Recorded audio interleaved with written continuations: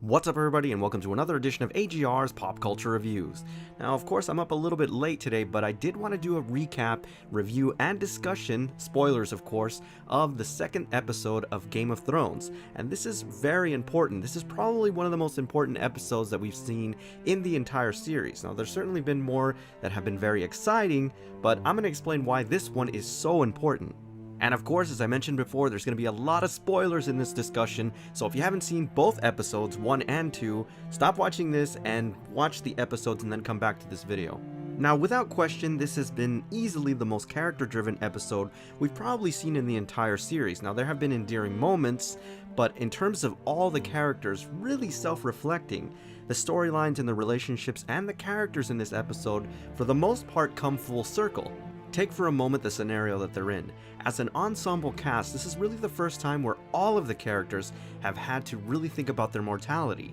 And in that self-reflection, they're really thinking about not only the horrible things that have happened to them, but also the horrible mistakes that they've made along the way for the past 8 years. And while some characters have suffered more, they all have blood on their hands, and most importantly, every single character in this episode has had some adverse effect on the other character, either by proxy, directly, or indirectly.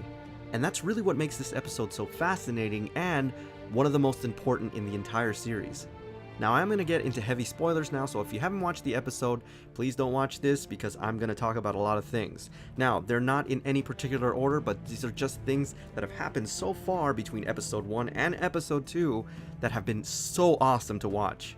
Now, Jaime Lannister is one of the characters that has one of the most extreme arcs, and he's probably the most interesting because he's come to terms with several characters, mainly Bran and Brienne of Tarth. Both Bran and Jaime have that wonderful moment where they both realize that it was necessary for what had happened to them and what he set into motion in order for them to change and be the characters that they are today. I think there's a very interesting symbiotic relationship where they realize that those events had to happen to set in motion all of this. And keep in mind that right now there are very few people who actually know, aside from Jaime and Bran, that he was the one that threw him out the window that day. I love the response when he looked at him and said, "The things we do for love." Even though this has been alluded to and has been brewing for several years, Jaime has finally come to respect Brienne as an equal, and he actually knights her, and this is very important, especially coming from a character like Jaime, who she's in love with but simply doesn't understand these feelings. And understandably so, she's never had these feelings before. The ultimate irony about Brienne of Tarth is that of all the characters in the show, she is the only one, and I mean the only one, who has had some semblance of what an actual knight should be. Ironically, of course, she's not a knight, but here it came full circle and she finally got that validation that she's been seeking her whole life about honor and duty and what a knight should be. Jon Snow and Daenerys have finally come to terms and really come clean about their bloodlines, even though she didn't admit it. Now, there's something interesting that happened. I don't know if she was outraged because she thinks that it's not true, or because it's threatening her claim to the Iron Throne. Either way, there is a threat there in terms of the natural succession, and this is going to be very interesting later on in the series. They obviously love each other, but this goal of taking back the Iron Throne has been in her head for so many years. How is this going to change the dynamic now? And again, like I said, this is going to be very interesting because there's some tension there now. I think one of the best things about this episode was definitely as it relates to Arya Stark and her sexuality. I think for a long time the show was avoiding this, but I'm glad that we finally got a chance to see her express her sexuality and transition into womanhood. I mean, this was finally something that needed to happen because it really fleshes out her character and makes her more human.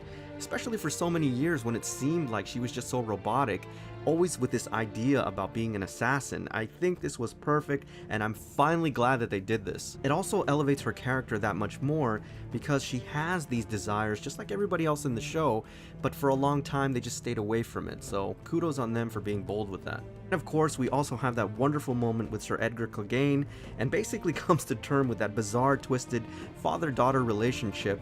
I love that they are now seeing themselves as fellow warriors in the battle to come, which is really cool. And again, she's still so independent that she basically said that she's not going to spend the last night on Earth drinking with these shitheads, which was freaking awesome and totally in keeping with Arya's really awesome character.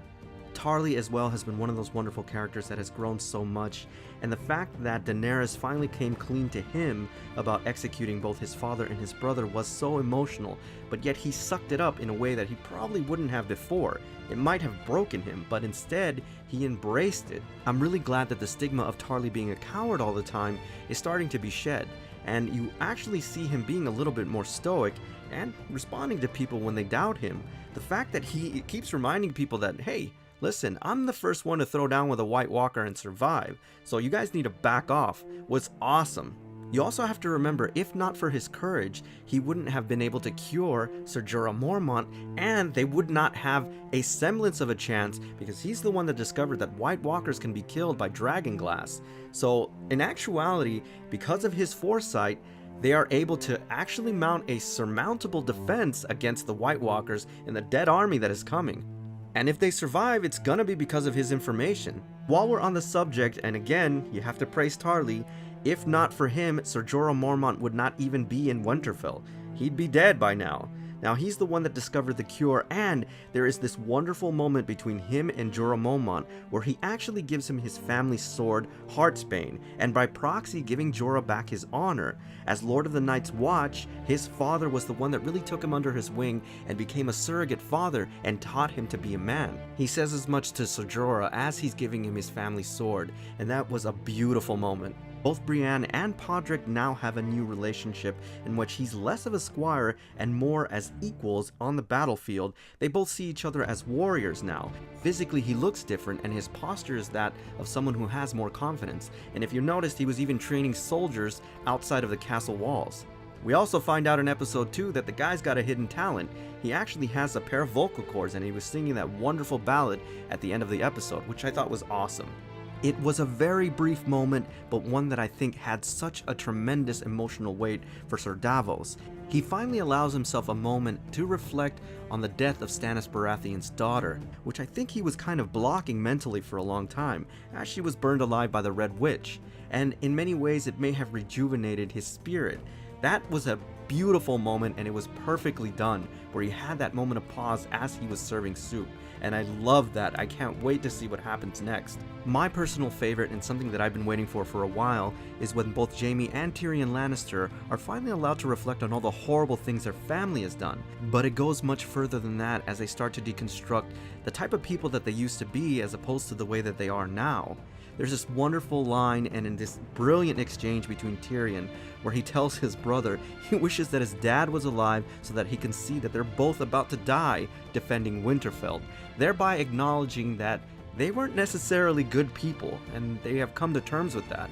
It's also, by the way, an FU to their father and really kind of a redress to his unbridled and really horrific ambitions for the family. But I think one of the exchanges that was probably the most satisfying for the audience was definitely the exchange between Sansa and Theon Greyjoy. That embrace got me, and the reason is that he has gone through hell, and so has she. They are kindred spirits. Ironically, it was because of him that much of the bad things have happened to her. Now, she is finally removed from the shackles of being Reek, and is now beginning to pay for the sins and really regaining some of his honor to the Starks. And Sansa and Theon have come to terms with that, and it was such a beautiful moment. Now, Sansa is a very important character, and she has grown incredibly. She's now a pillar of the North, and the exchange between her and Daenerys was very important, and I want to see how this plays out. She is having that moment where they both kind of let the walls down. She offers her an olive branch, and she asks her, what's going to happen to the North once you take the Iron Throne? And unfortunately, they're interrupted as she pulls her hand away from her.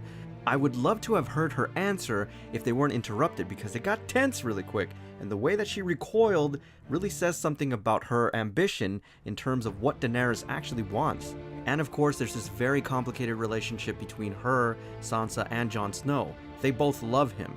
And she admits that the reason that she's fighting in Winterfell is because she loves him. So again, this is going to be a very interesting dynamic.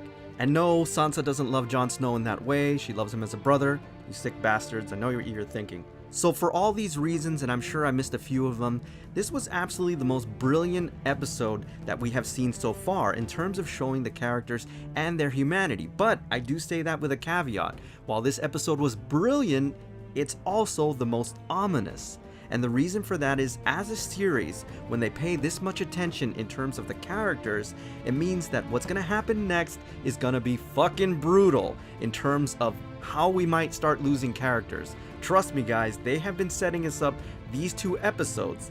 In case you haven't been paying attention, there has been this steady crescendo in terms of realigning all these characters, giving you all their backstories again, and closing those loopholes before we get our hearts absolutely smashed.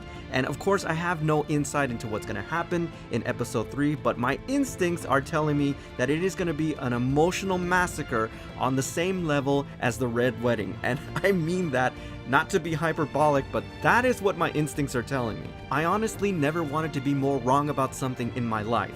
I genuinely hope that this is not something that's going to happen. Unfortunately, my instincts are really kicking in, my spidey sense is going nuts, and I think that this is what they were setting us up for, because there is so much attention that has been paid to these characters that I think we're going to get our asses killed emotionally in episode 3. But let me know what you guys think. Leave a comment in the comment section. Am I right? Am I wrong? Let me know what you think about the analysis, or maybe if I'm just full of shit, which I'm hoping that I am, but I don't think so, guys. I think next week is gonna be so freaking hard. And don't worry, whatever happens, I'm gonna be talking about that next episode, because this one was so important that I think the next one is really gonna hurt, guys. Alright guys, so that's my official analysis and slash spoiler discussion regarding episode 2 of season 8. As always, I thank you for tuning in, and I'll see you on the next AGR's Pop Culture Reviews. And holy shit, I hope next week doesn't hurt.